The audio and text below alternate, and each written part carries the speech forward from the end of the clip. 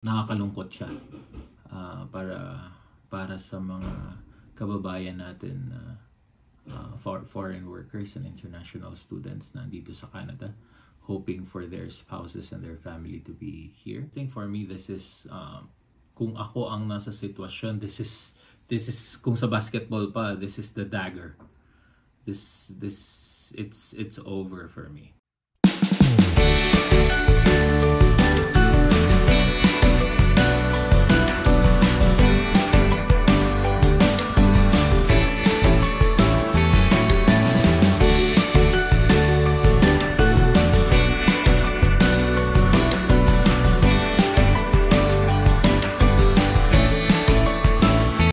Lawrence here. Welcome back to our channel.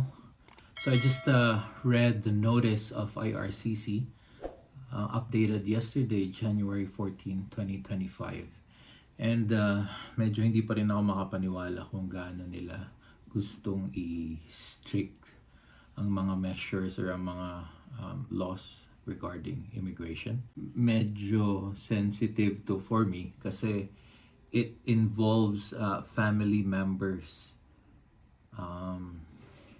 Basically your spouses or your dependents.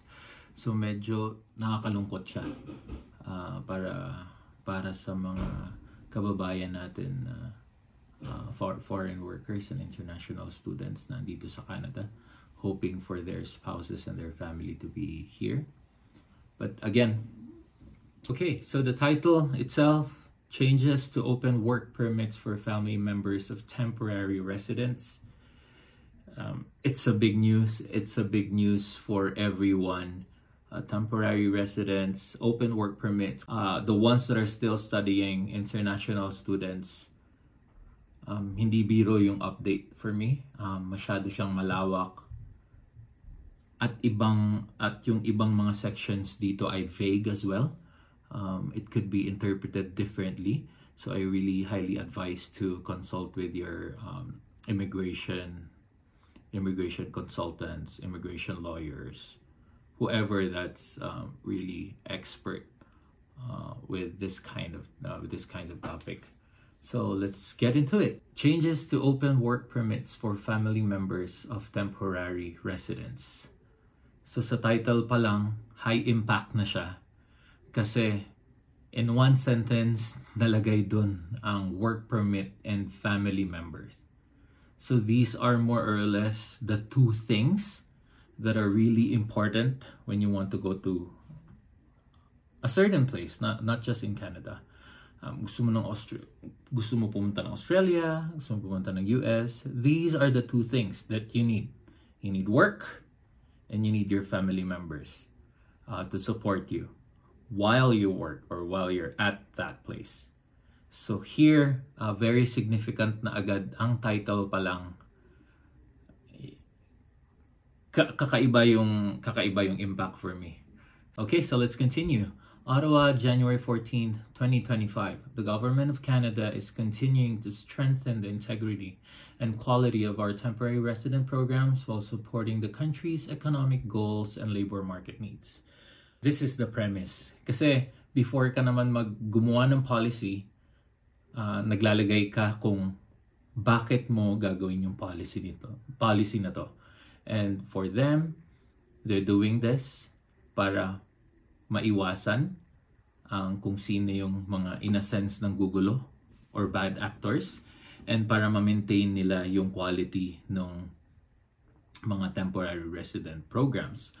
Such as, for example, express entry, or whether temporary foreign worker that's been admitted to Canada through legally, and marami pang ibang programs yan. And of course, bakit sila nagpaparating ng mga temporary resident, ng mga workers in general, ay kasi kailangan nila for their economic goals, kailangan ng Canada na para palakihin pa yung ekonomiya. And kung malaki ang ekonomiya, syempre madami ang company, madaming kailangan na magtrabaho for those companies. So, labor market needs. Continue. The next paragraph, as part of the broader measures announced in September 2024, So that was last year's announcements na sobrang dami and sobrang naapektuhan din yon. May mga kaibigan kami actually na naapektuhan. Immigration, Refugees, and Citizenship Canada, IRCC, is changing open work permits OWP eligibility for family members of international students and foreign workers. So, eto na nga. Straightforward, ang ibig sabihin lang naman nito ay babaguhin nila kung ano yung mga criteria para pwede ka pang magsama ng family members mo, spouse, or your kids or dependents ng mga international students, mga nag-aaral dito at yung mga foreign workers. Okay, so let's continue. Effective January 21st, 2025, only spouses of certain international students and foreign workers will be able to apply for a family open work permit. Next paragraph, it focuses on international students. So sa case namin before, si Donna ang international student. So kung sino yung international student, ito daw ang dapat na meron siya. Nag-aaral siya ng master's program that are 16 months or longer, a doctoral program, or select professional and eligible programs. So the select and professional and eligible programs, those are doctors, naglo-law, agriculture, nurses, education, and engineering or STEM. I think dun siya naglalaro, dun sa mga programs na yun. So you could actually check the eligible programs when you go to this website as well. So dito pa lang, imagine that you're taking diploma. Walang nakalagay dito na diploma. Or other programs aside from these three. So sobrang hirap nun para sa ibang kababayan kasi nagmamatter din actually yung kung ano yung kapasidad or capability ng yung international student. Kasi may mga reasons yan kung bakit hindi siya nag-masters, may mga reasons yan kung bakit hindi siya nag-doctoral, and of course yung select professional, of course hindi ka naman magdo-doktor diretso, or yung iba is hindi gusto ng nursing. So, depende talaga. Pero, as I see it, ang daming mga apektuhan nito. Dito pa lang. Parang kung kami yan, although si Donna ay master's program, kasi nasakto lang din na yun yung gusto ni Donna. Kasi related siya sa work. So, hindi kami parang na problema really kung ano yung iti-take niya. But it could have been like a diploma or a postgraduate programs. Okay, let's continue. Family OWPs will also be limited to spouses of foreign workers who are employed in Tier 0 or 1 occupations. So I'll show you what are those Tier 0 and Tier 1 occupations here. The tier categories, an example of jobs. So here are the examples of tier categories and examples of jobs. So tier 0, as I remember it correctly, these are for management occupations. So I think manager and above, manager, vice president maybe, director. So those are the ones that fall under tier TEER 0. So financial managers, public relations managers. Tier 1 would be occupations that usually require a university degree. So I remember that correctly as well. So those are financial advisors and software engineers, accountants. I think those kinds of work that really requires university degrees. Okay, let's move on.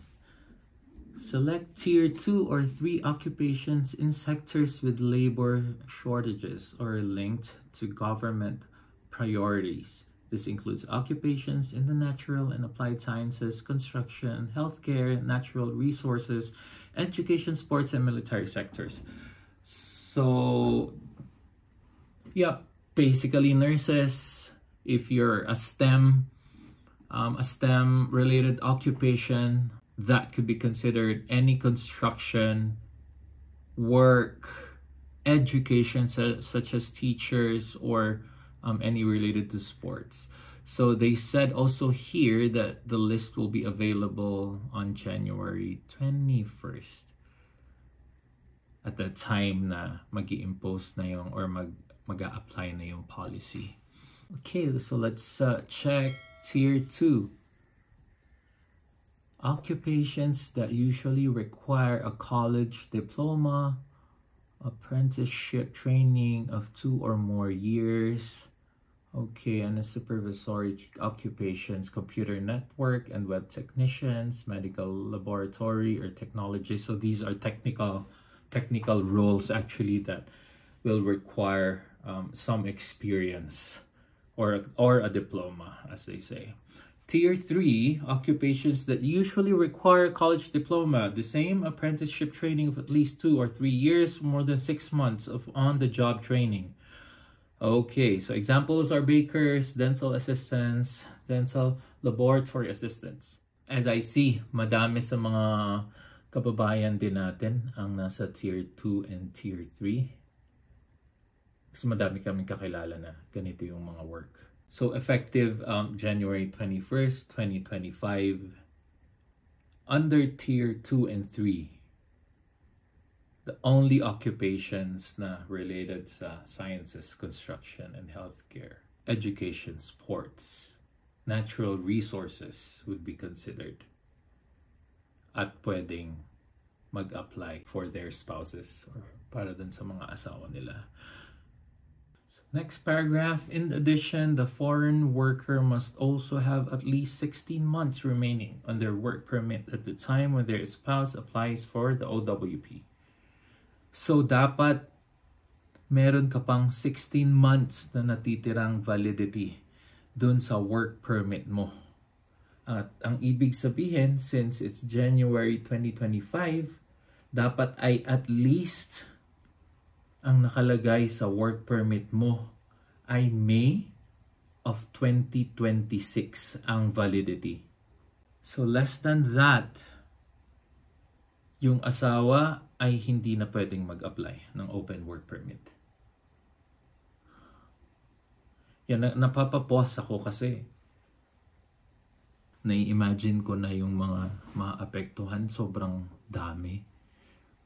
Siguradong sobrang dami. So the next statement here is dependent children of foreign workers will no longer be eligible. Next, open work permits that were approved under the previous measures and have not expired will remain valid. That's good news. In situations where students may need more time to complete their program, or where family members received a shorter work permit than the principal applicant. Okay. In Canada, family members, including spouses and dependent children, can apply to renew their work permit. Okay. So, basically, ang sinasabi lang ng statement, yung mga OWPs daw na na-approve na previously, as long as hindi expired, ay magre-remain na valid and pwede magstay. Okay, next paragraph. OWPs that were approved under the previous measures and have not expired will remain valid. So I think very straightforward to. As long as an open work permit mo ay na-approve na dati and hindi naman expire, will remain valid. Next sentence, in situation where students may need more time to complete their program or where family members received a shorter work permit than the principal applicant. In Canada, family members, including spouses, dependent children, can apply to renew their work permit as long as they're applying under the same criteria as the current work permit and the requested duration of the renewal matches that of the existing study or work permit of the principal applicant. So, sinasabi lang naman dito na yung may mga student na kailangan pang ng oras or panahon para kumpletuhin nila yung program nila with all sorts of reasons. Bumagsak ba or kailangan ng nag-close yung mga subjects, so na-move yung subjects on to the next semester. Madaming pwedeng mangyari kung bakit kailangan ng students pa ng more time. Or pag yung family members daw, dun sa family ay mas maikli yung nabigay na work permit than the principal applicant. So, nangyayari to kasi yung ibang family members, for example, yung principal, valid pa yung passport niya for another 3 years. And then, yung mga dependents niya, for example, yung spouse niya, valid na lang for 2 years. So, usually, ang ginagawa kasi ng IRCC, and I think it's a normal practice, standard practice yun, na ibibigay nila yung full, which is 3 years, PGWP, work permit dun sa principal, pero dun sa dependent nila na shorter yung expiration na yun ng passport, hanggang dun lang din nila i-apply yung permit. So, ganun yung naiisip kong scenario sa mga ganito. So, ang sinasabi is, if these are the cases, kailangan that they are applying for the same criteria as the current work permit. So, syempre, kung nakuha siya as PGWP, then you should be applying, in a sense, the same criteria. And, it's not or, but and. Dapat yung nire-request na duration ay nagmamatch doon sa study or work permit ng principal. Kasi ultimately, yung principal applicant, siya yung magdidictate kung gaano katagal yung pwedeng i-issue na permit dun sa mga dependents niya. So, to conclude, my thoughts would be this is a very, very strict change to the rules. Again, as what I've said in my earlier statement, it touches two things that are really important: work and the family members. Nasa title na agad siya. Yeah, so my thoughts are, sinabi ko na dun sa earlier statement ko, it touches two very important things: yung work and yung family. So as a student, kailangan mo na master's ka, doctoral, and selected eligible programs. And then if you're a foreign worker naman, dapat ay nasa tier 0 or tier 1 occupation ka, which is managerial or in a sense professional services ka, software engineers and other highly skilled, which requires a degree, a university degree and training pa. So it's really hard. But well, again, we understand where the program is coming from and what would be the motivation on why they're releasing such measures or such criteria. Certain talaga eh. So after this restrictions, ano pa yung pwede nilang i-release? On our situation, i-risk mo yung Singapore namin na okay naman and everything. But then again, if I can see this one, I think magdadalawang isip na talaga kami ni Donna. Kung at that time to nangyari and at that time to ni-release, medyo mapapaisip na rin kami ni Donna. Kasi in a broader sense, nagiging strict talaga sila dun sa pagdating ng mga, or nililimit talaga nila yung population, yung pagdating ng mga immigrants and all. But we know that, again, for economic goals and labor market needs. So to conclude, yeah, my thoughts are madaming maapektuhan for sure. So yeah, we're just praying that eventually everything will be okay for every one of us here in Canada. This really targets international students and foreign workers, kasi it's gonna limit, of course, the family members, OWP, which one of the things nung nagde-decide kami ni Donna, it's one of the things that we really liked at that time when we were still thinking of going to Canada. It's a matter of choice really, and your risk factors, whether you're risk averse or you really like risk. But kung nilabas to at yung mga iba pang restrictions dati nung panahon na nagde-decide kami ni Donna,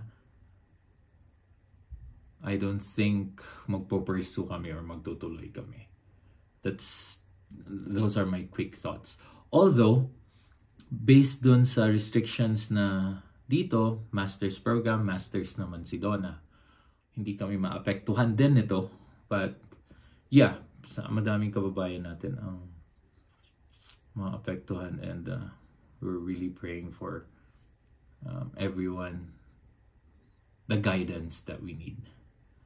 So, yeah, please consult with kung isa po kayo sa tingin yung affected, please consult, please read, please research, please consult with an immigration expert, an immigration lawyer even, kung paano to, i-navigate yung mga changes na to, kasi sobrang dami niya.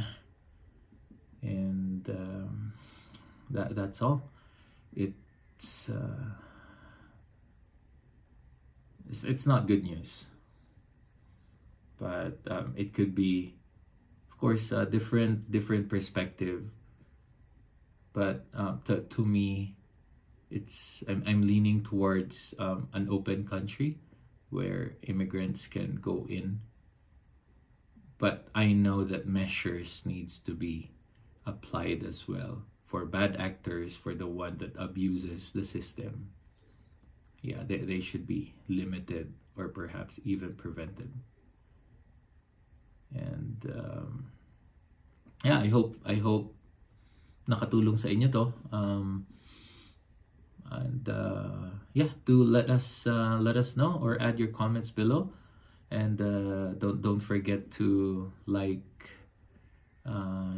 Hindi pa ako maka-recover sa nabasa ko, but yeah, don't forget to like, share, and subscribe, and see you on our next video. Paalam and have a good night, everyone. Thanks for watching.